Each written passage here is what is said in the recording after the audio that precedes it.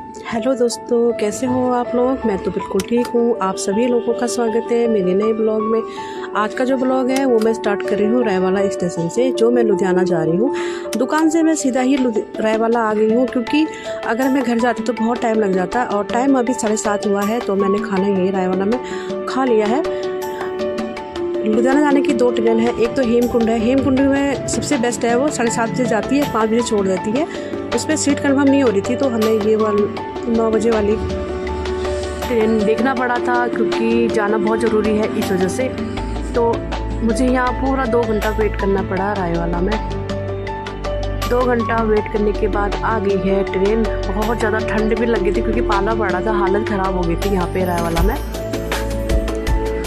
अगर आप कभी रायवाला से जाते हैं ना, तो आप ये मत सोचिए कि कौन सी सीट है क्या नहीं है। आप सीधा ही चढ़ जाइए, क्योंकि यहाँ मात्र 5 मिनट रुकती है।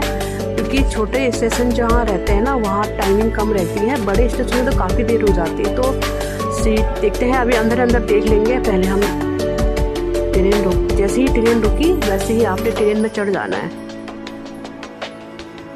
मैं तो सीधा ही चली जाती हूँ, क्योंकि मुझे आदत हो गई है। मैं हर बार जाती रहती हूँ लुधियाना सीजन पे। तो इस वजह से पहले सीट का देखते हैं कहाँ पे है क्या नहीं है।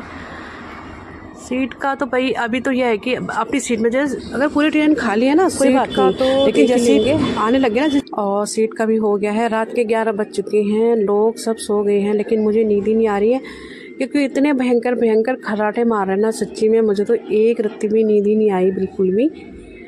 तो अब आ गया है लुधियाना, आने वाला ही है। तो अब नींद सुबह के टाइम में नींद पड़ जाएगी, तो सीधा ही पहुंच जाएंगे हम अमृतसर। तो मैं तो उठ गई हूँ और ट्रेन भी रुक गई है, तो यहाँ पे उतर जाते हैं। लुधियाना पहुँच गए हैं। लुधियाना में ना मुझे बहुत अच्छा लगता है, क्योंकि आती रहती हूँ, तो ऐसी कोई दिक्कत है नहीं लुधियाना में भी। और सबसे अच्छी बात है, यहाँ वेटिंग रूम है। आप यहाँ फ्रेश हो सकते हो, नहा धो बिल्कुल आप तैयार होके आप निकल सकते हो आपको जहाँ जाना है। सबसे अच्छी बात ये है यहाँ की। और इतना बढ़िया है ना, मतलब उजाला ऐसा है, लगता ही नहीं कि रात का टाइम है सुबह का टाइम है, कुछ भी मतलब सेम ही लग रहा है सब जगह।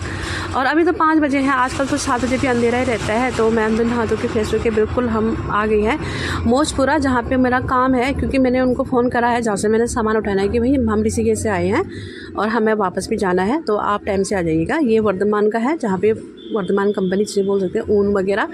वैसे ना उलन का सिर्फ 2 ही होता है, ओसवाल और वर्धमान। उसके नीचे रहते हैं कंपनी, जैसे बटरफ्लाई हो गया, माइक्रो हो गया, गंगा हो गया, रोजी हो गया, कई प्रकार के रहते हैं। तो सब खुल गई है। और इतने में मैंने सारा सामान जो है फटाफट से सिलेक्ट कर लिया, जितना भी हमें चाहिए था सामान वगैरह। और मैं आप लोगों को ही बता दूँ, आपके अगर किस की शॉप है, आपको कहाँ मिलेगी ना, मैं आपको बता देती हूँ। ये उलन का काम जो है आप मौजपुरा से ले सकते हैं। मौजपुरा है, स्टेशन से थोड़ा दूर है। और इतने में हमें लग गई है बहुत तेज़ भूख। तो यहाँ का जो सबसे फेवरेट डिश है पनीर नान। और तो मैं हमेशा, पापा भी आए थे ना मेरे साथ, मैं उनको भी यही नाश्ता कराती रहती हूँ। और एक बार जो भी आते हैं मेरे साथ में, हम सब यहीं पे नाश्ता कराने ज़रूर लेके आती हूँ। बहुत ही टेस्टी है, जब बहुत ही बढ़िया। नाश्ता करने के बाद फिर मैंने सोचा कि तालाब मार्केट देख के आते हैं।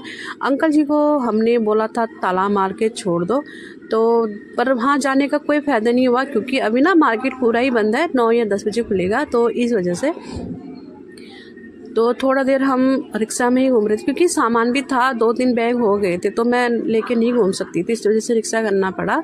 और इतनी ही देर में अब मार्केट खुलने लग गया है, बताती हूँ मैं आपको। क्योंकि अब ना मैं रिक्शा में नहीं जाऊँगी, मैं जाऊँगी पैदल। पहले अगर आपका उलन का काम है तो आप मौजपुरा जाइए। अगर आपका शॉल, कंबल, गर्म कपड़े, उलन के कुर्ती वगैरह का काम है, आप गौशाला जाइए। और अगर आपका बुटीक का काम है, जैसे सिलाई वगैरह, बटन, बुकरम जो भी है, आप जाइए गुड़ मंडी। गुड़ मंडी जो है सबसे बेस्ट मार्केट है बुटीक का सामान के लिए।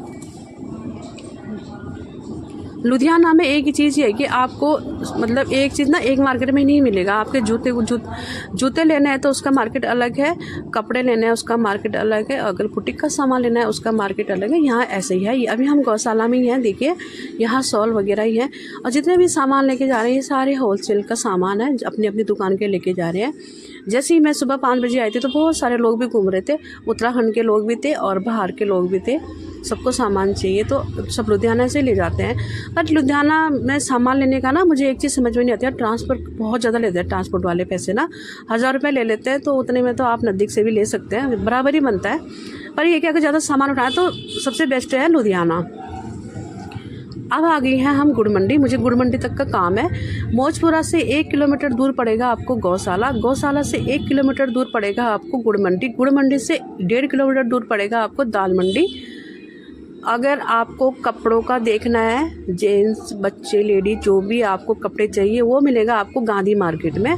अगर आपको गिफ्ट आइटम लेने हैं ना, खिलौने वगैरह, आपको मिलेगा दाल मंडी में। और अब हम आगे गुड़ मंडी का सबसे बड़ी दुकान है यहाँ पे।